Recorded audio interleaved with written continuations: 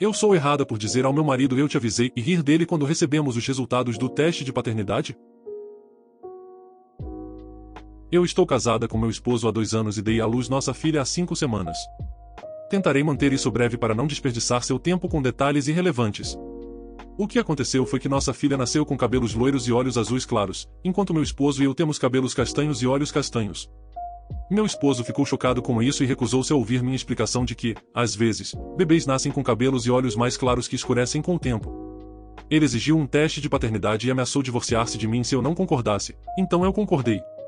Depois que minha filha e eu voltamos para a casa do hospital, meu esposo foi ficar na casa dos pais dele pelas primeiras 3 semanas para ter um espaço longe de mim, enquanto eu me recuperava e ele contava a eles o que estava acontecendo. Minha sogra ligou e me informou que, se o teste de paternidade revelasse que a criança não era dele, ela faria de tudo ao seu alcance para garantir que eu passasse por dificuldades durante o divórcio. Eu tinha minha irmã para me apoiar e ajudar a cuidar do bebê durante isso. Nós recebemos o resultado ontem, e meu esposo voltou para casa para vê-lo comigo. Eu estava no sofá na sala de estar, então ele sentou ao meu lado e começamos a ler os resultados. Eles mostraram que ele era o pai e meu esposo teve uma expressão chocada, meio envergonhada, com os olhos arregalados enquanto olhava para isso. Não pude evitar de dizer, eu te disse, e comecei a rir da maneira como ele olhava. Meu esposo saiu de seu choque e ficou bravo comigo por rir dele. Discutimos um pouco, que foi principalmente ele gritando comigo, antes de minha irmã descer e meu esposo se calar. Depois disso, meu esposo voltou para a casa dos pais para clarear a cabeça, e 2-3 horas depois, minha sogra ligou para me repreender por rir na cara do meu esposo, porque aparentemente isso foi chutá-lo enquanto estava caído. Ela também deixou um par de mensagens desagradáveis basicamente dizendo a mesma coisa esta manhã. Eu não acho que eu seja a pessoa errada, mas gostaria de uma perspectiva externa sobre isso. Edição, já que alguém perguntou nos comentários, mas não consigo mais encontrar, eu não tenho nenhum histórico de deslealdade. A atualização. Vou começar este post agradecendo por todos os conselhos e apoio que me foram dados. Vocês todos me deram um empurrão firme necessário para me divorciar do meu ex. Também peço desculpas por deixá-los sem notícias nos últimos 2 meses. Bem, aqui vai a atualização, e após fazer minha publicação, decidi procurar advogados de divórcio na minha área com minha irmã. Demorou um pouco, mas consegui encontrar e me reunir com um que estava disposto a fazer consultas virtuais. Durante isso, meu ex não entrou em contato comigo em nenhum momento, mas eu fiz questão de verificar se ele estava bem. Eventualmente, uma vez que ele foi notificado oficialmente, meu ex voltou para nossa casa e tentou me convencer a não prosseguir com o divórcio. Ele disse que me amava mais do que a qualquer pessoa e que poderíamos ir à terapia de casal. Nesse momento, meu ex se atrapalhou e admitiu ter me traído quando me deixou pela primeira vez. Ele disse que se envolveu com sua colega de trabalho ao tentar explicar sua ausência de semanas. A princípio, eu não percebi de quem ele estava falando, pois ele a chamou por um apelido, a pense em Vivi ao invés de Vivian, mas logo depois, perguntei se envolver com ela era uma maneira de dizer que ele teve um relacionamento íntimo com ela. Meu ex gaguejou, tentando desviar da pergunta, mas pareceu perceber rapidamente que eu não ia deixar o assunto de lado. Ele admitiu que a procurou por apoio emocional antes do nosso bebê nascer, já que estava nervoso com a ideia de ser pai, e eventualmente se envolveu com ela durante o tempo em que nos deixou, então vocês estavam certos sobre a traição. Naquele ponto, eu já tinha ouvido o suficiente e disse ao meu ex claramente que iríamos nos divorciar, sem mais, poréns ou condições, e que eu queria guarda compartilhada. Só conversaríamos sobre o divórcio, arranjos de guarda e nossa filha a partir daquele momento. Meu ex apenas concordou com o que eu estava dizendo e perguntou se poderia ver nossa filha. Eu hesitei um pouco, mas disse sim, e chamei minha irmã para trazer nossa filha até a sala de estar. Meu ex segurou nossa filha, e conversou com o bebê por um tempo antes de ir embora. Minha irmã me perguntou se eu estava bem depois que ele se foi, e eu disse que estava ok. Minha sogra tentou me importunar pelo telefone por eu estar me divorciando do meu ex, mas naquela altura, eu já tinha bloqueado o número dela, então ela procurou minha irmã. Acho que minha sogra nunca soube que eu era proprietária da casa que meu ex e eu compartilhávamos, pois ela enviou uma mensagem para minha irmã, dizendo que eu ficaria na rua. Bom, minha sogra certamente sabe disso agora, já que meu ex está morando com ela e se mudou. Meu ex viu nossa filha algumas vezes, essas visitas foram, no mínimo, constrangedoras, mas eu consegui lidar com a situação. Espero não ter que dar mais atualizações sobre isso. Os pais do amigo do meu filho querem adotá-lo. Eu sou mãe solteira do meu filho, Otávio, de 8 anos. Desde o primeiro dia, tem sido apenas nós dois. O pai dele não está presente e conseguiu evitar o pagamento de pensão alimentícia por anos, assim, eu tentei de tudo. Meus próprios pais me renegaram. Eu tive que abandonar o ensino médio e trabalhei em uma miríade de empregos desde então para nos manter. Não estamos na linha da pobreza, por assim dizer, mas definitivamente vivemos de salário em salário, em um apartamento de 1 quarto. Não é o ideal e espero que, nos próximos anos, estejamos em um lugar maior. Por agora, essa é a nossa situação. Eu criei Otávio sabendo que dinheiro não é tudo. Pode ser que não tenhamos muito. Ele não terá sempre o mais novo isso ou aquilo. Mas temos um ao outro. Nós dois somos muito próximos. Ele nunca ficou sem o básico, mas admito, ele não tem muitos extras divertidos. Eu tento economizar um pouco aqui e ali para tornar os aniversários e feriados divertidos, mas ainda assim nunca é nada glamouroso. E eu acho que Otávio estava bem com isso. Até recentemente, de qualquer forma. Na nossa área, todas as escolas públicas são baseadas em um sistema de sorteio. Então, seu filho tem uma chance justa de ir a qualquer uma delas, desde que você insira o nome dele. A escola do nosso bairro não é ótima e fica em uma área bem ruim, então decidi colocá-lo em uma diferente, do outro lado da cidade. É perto do meu trabalho, então dá certo. No ano passado, quando ele estava na segunda série, ele conheceu Carlos. Eles começaram a passar muito tempo juntos após a escola, com Otávio indo para a casa dele. Eu conheci os pais de Carlos, Natan e Paula, algumas vezes antes disso começar. Eles pareciam muito simpáticos e acolhedores. Otávio sempre se divertiu muito na casa deles. Carlos ocasionalmente vinha ao nosso apartamento, mas geralmente eles ficavam na casa dele. O que faz sentido. Eu trabalho e realmente não tem muito para eles fazerem aqui, mesmo quando estou de folga. As férias de verão são fáceis de encontrar cuidados, pois há vários acampamentos gratuitos ou de baixo custo que posso colocar Otávio. São as pausas mais curtas, como o Natal e a primavera, que são mais difíceis. Os espaços nos acampamentos são limitados. Nas férias de primavera de 2022, eu acabei perdendo a inscrição. Paula, que é uma mãe que fica em casa, ofereceu-se para cuidar de Otávio pela semana. Eu hesitei em pedir tanto dela, mas ela insistiu. Ele se divertiu muito com eles. Eles fizeram toneladas de atividades e Paula recusou minhas tentativas de pagar a ela pelo menos uma parte, eu não poderia pagar tudo. Admito, eu me senti um pouco desconfortável com ela gastando tanto no meu filho, mas, ao mesmo tempo, eu não queria privar Otávio dessas coisas.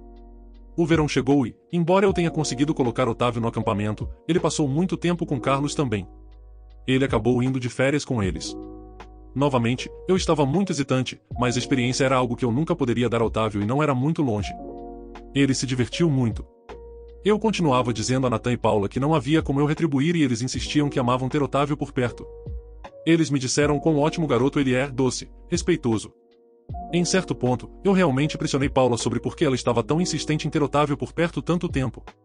Foi então que ela me disse que nunca planejaram que Carlos fosse filho único, mas todas as tentativas de dar a ele um irmão simplesmente não aconteceram. Eles sabem que Otávio nunca compensará não ter um irmão, mas se eles puderem dar a ele um companheiro constante para que ele não se sinta sozinho, eles farão isso. Isso deveria ter sido um sinal de alerta? Talvez. Mas, ao mesmo tempo, achei doce que os meninos se considerassem irmãos. Eu pensei que era inocente. Certamente, Paula e Natan sabiam a verdade. Isso continuou por um tempo e, chegando às férias de Natal de 2022, Paula e Natan insistiram para que eu nem tentasse colocar Otávio em um acampamento, eles cuidariam dele para mim. Eu fiquei grata. Eles acabaram dando a ele mais presentes de Natal do que eu. Tentei deixar meu orgulho de lado porque era sobre Otávio, não sobre mim. Ainda assim, foi quando as coisas finalmente começaram a parecer estranhas para mim. Eu entendi um presente em seu aniversário e, embora eles não tenham dado a ele tantos presentes quanto deram a Carlos, foi muito mais do que você normalmente daria ao amigo do seu filho. Avançando para agora. As férias de primavera foram na semana passada e dessa vez, Paula e Natan não apenas ofereceram para cuidar dele durante o dia enquanto eu trabalhava, eles perguntaram se Otávio poderia passar a semana inteira na casa deles. Honestamente, isso significava que eu poderia pegar mais turnos e economizar para a bicicleta que Otávio quer para o aniversário dele. Então, eu disse sim. Eu fui buscá-lo no sábado à tarde. As crianças estavam brincando lá fora, então Natan e Paula pediram para conversar comigo. Eles me sentaram e disseram que amam Otávio e ele sempre é uma alegria para ter por perto. Eu agradeci a eles profusamente por tudo que fizeram por ele. Paula sugeriu que Otávio ficasse um pouco mais. Eu apontei que a Páscoa era domingo e a escola começava na segunda-feira. Eles disseram que poderiam levá-lo para a escola. Eu me senti estranho e disse não, era hora de Otávio voltar para casa. Foi quando Natan sugeriu que Otávio ficasse com eles a longo prazo.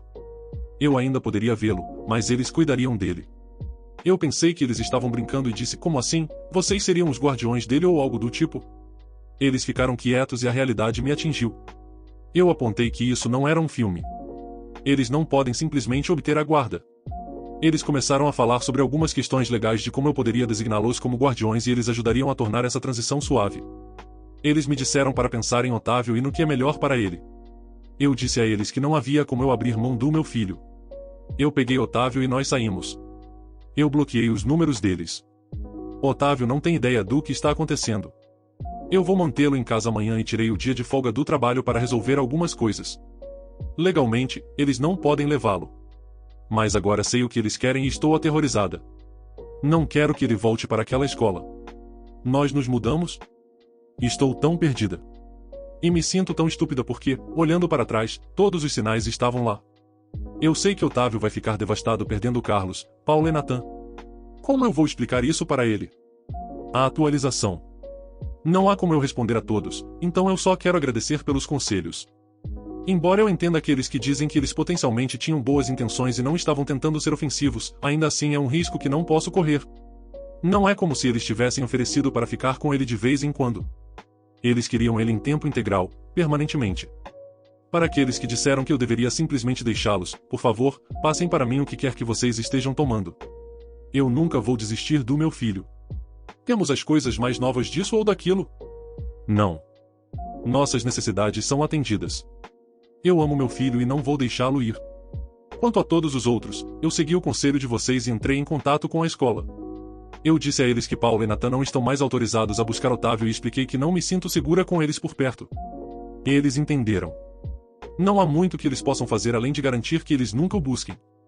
É tarde demais no ano para mudar de turma, mas no próximo ano, Carlos e Otávio não estarão na mesma sala. Eu notifiquei a polícia, mas novamente, eles não podem fazer muito. Não temos nada por escrito e um simples pedido para ter meu filho não é realmente uma violação de qualquer lei. Infelizmente, tudo o que posso fazer é esperar que eles não tentem nada. Ainda não conversei com Otávio. Eu acho que está tudo bem se ele conversar com Carlos e brincar com ele na escola, mas eu tenho que encontrar uma maneira de explicar por que eles não podem ter encontros para brincar ou dormir fora. Assim como nunca ir perto de Paulo e Nathan. Acho que isso virá com o tempo. Eu atualizarei novamente se algo acontecer. Estou esperando que este seja o fim. Como alguns defensores de Paulo e Nathan disseram, eles aceitaram meu não bem. Então, espero que eles percebam quanto estavam fora dos limites e nos deixem em paz. Segunda atualização. Na noite de segunda-feira, conversei com Otávio e expliquei que Paulo e Nathan não eram seguros. Ele ficou confuso, e eu expliquei que eles queriam levá-lo para longe de mim. Acho que isso o assustou, pois ele começou a chorar, dizendo que não queria me deixar e que não queria vê-los novamente. Eu o abracei e assegurei que ele não iria para lugar nenhum. Ele entende que nunca deve ir a lugar algum com eles e que a escola está tomando medidas para protegê-lo.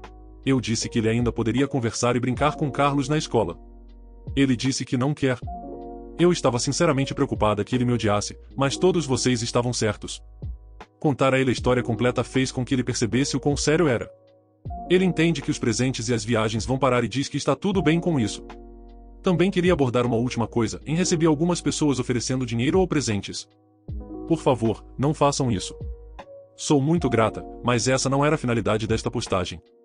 Se vocês desejam fazer algo, doem para um abrigo local ou outra caridade. Otávio e eu não estamos em necessidade, preferiria ver isso indo para pessoas que precisam. Não vi Paulo ou Nathan na hora da entrega, nem recebi nenhum contato, a mais, de novo, eu os bloqueei em todo lugar. Obrigada a todos pela ajuda. Eu atualizarei se algo mais acontecer, eu espero que não. Última atualização. Bem, o que todos temiam que acontecesse, aconteceu. Na terça-feira, ele voltou para a escola. Eu disse a ele que ainda poderia conversar e brincar com Carlos. Eu hesitei em deixá-lo, mas imaginei que você não pode viver com medo. Na maior parte da tarde, meu filho pega o ônibus para um centro recreativo local para o cuidado pós-escola. Eu já tinha contado tudo para a escola e que Paula e Nathan não deveriam buscar Otávio. Eu consegui ligar e até mesmo me certificar de que ele entrou no ônibus. O cuidado pós-escola também foi informado sobre a mudança na lista de quem pode buscá-lo. Bem, meia hora depois, recebo uma ligação de que Paula tentou buscar meu filho. A recepção se recusou a liberá-lo. Não disseram o motivo, apenas que ela não estava mais na lista. Ela não queria ir embora e a polícia foi chamada. Ela foi escoltada para fora do prédio. Embora ela não tenha sido levada para a prisão, existe um relatório policial e estou usando isso para ir ao tribunal e obter uma ordem de proteção. Paula e Nathan também estão proibidos de entrar no centro recreativo, então, se eles aparecerem, serão presos por invasão. A polícia está trabalhando em maneiras de nos proteger e o escritório local de serviços sociais foi informado sobre a situação, então, caso eles tentem fazer uma reivindicação, estão cientes da situação. Eu sou o cara errado por não trazer mais jantar para minha esposa depois que ela disse que eu nunca cozinho? Trabalho como cozinheiro em um bom restaurante, todos os dias, ao sair do trabalho, sempre preparo o jantar para minha esposa e nossos 2 filhos, 8 anos e 6 anos, no restaurante antes de voltar para casa. A única vez que não cozinho para eles é nos finais de semana, quando estou de folga, e é quando minha esposa cozinha. Geralmente, alternamos quem faz o café da manhã e o lanche para as crianças a cada dia, mas, durante a semana, sou sempre eu quem traz o jantar para casa. Nos finais de semana, às vezes nos reunimos com amigos, e eles vêm à nossa casa. Minha esposa geralmente cozinha e eu ajudo a arrumar a mesa e limpar depois. Uma das amigas dela, Stacy, perguntou como nunca cozinho e se sempre fica a cargo da minha esposa preparar as refeições para as crianças, especialmente sendo eu um cozinheiro. Em vez de corrigi-la, ela meio que riu e entrou na brincadeira, fazendo piadas do tipo, você sabe como é. Stacy riu porque o ex-marido dela era do mesmo jeito. E então meio que zombou de mim de uma maneira brincalhona, dizendo que eu melhorar antes que me torne um ex também. Minha esposa apenas disse, bem, vamos ver se ele realmente ouve e começa a cozinhar de vez em quando. Brincando sobre todo o tempo que passo na cozinha no trabalho, mas não faço o mesmo em casa. Isso realmente me irritou. Não sou o marido que simplesmente não faz nada depois de chegar do trabalho. Eu preparo comida para ela e para as crianças no trabalho e, além disso, faço pratos separados para cada um deles, ao que ela quer e o que as crianças querem. Tudo isso depois de ficar em pé o dia todo. Conversamos sobre isso uma vez que eles saíram, porque não aprecio ser dito que não estou fazendo algo que ela sabe muito bem que faço. Ela não quis se desculpar por isso, porque era tudo apenas para ser uma piada engraçada. Mesmo depois de contar a ela como isso machucou meus sentimentos ao ser diminuído assim. Minha esposa disse que sentiu que tinha que entrar na brincadeira para que não houvesse um clima estranho, a seja lá o que isso signifique. Mas eu disse tudo bem, se ela não pode se desculpar por algo que foi maldoso apenas para poder rir junto com os amigos, então eu não vou continuar fazendo algo que ela já afirma que eu não faço. Na última semana, só trouxe jantar para casa para nossos filhos, e ela teve que fazer sua própria comida. Ela está brava porque me recuso a alimentá-la por causa do que aconteceu, em vez de deixar para lá, mas não posso evitar me sentir irritado por ser motivo de piada assim, enquanto dou duro para sustentar minha família e ainda garantir que eles tenham comida na mesa todas as noites. Ela simplesmente acha que sou injusto pela maneira como estou reagindo, quando ela já está cansada no final do dia, mas ainda assim tendo que fazer comida para si mesma. Eu sou injusto? Vamos ver a atualização. Inicialmente, não ia postar outra atualização, mas, já que as coisas melhoraram, por que não? Não mostrei à minha esposa esta publicação, como alguns sugeriram, até alguns dias depois. Mas, antes disso, ela quis conversar antes de dormir e pediu desculpas pelo modo como estava agindo comigo, quando fez aquelas piadas e deixou sua amiga dizer coisas sobre mim, e depois como agiu. Na verdade, ela sabia que estava errada, mas quando eu a confrontei, isso a fez ficar na defensiva e ela percebeu como estava agindo feito uma criança, depois de saber o quanto faço pela nossa família. Foi então que mostrei a ela a publicação. E abri sobre algo que mencionei nos meus comentários, como realmente me atingiu profundamente, fazendo parecer que sou um pai e marido negligente, quando meu pai foi exatamente assim, ele nos abandonou, a mim e a minha mãe. Ela sabe o quanto é importante para mim ser o mais presente possível desde o nascimento dos nossos filhos porque nunca quis ser como ele. Então, ela fazer parecer que eu sou assim trouxe à tona alguns sentimentos. Contar isso a ela realmente fez com que ela sentisse que tinha errado muito. Ela não parava de se desculpar, prometeu que nunca mais me depreciaria dessa forma. E, sinceramente, acho que ela mostrou que suas desculpas foram sinceras. Por uma semana, ela quis ser a pessoa que preparava o jantar para todos, para que eu tivesse algum tempo para relaxar depois do trabalho. Foi bom, mas também senti falta de preparar as refeições para minha família. Cozinhar para meus filhos é minha própria maneira de expressar meu amor por eles, então voltamos a isso também. Sinto que minha esposa mais do que mostrou o quanto está arrependida e aprecia o que eu também faço por esta família. Da última vez que almoçamos com sua amiga, alguns dias atrás, em meu dia de folga, ela até mencionou isso.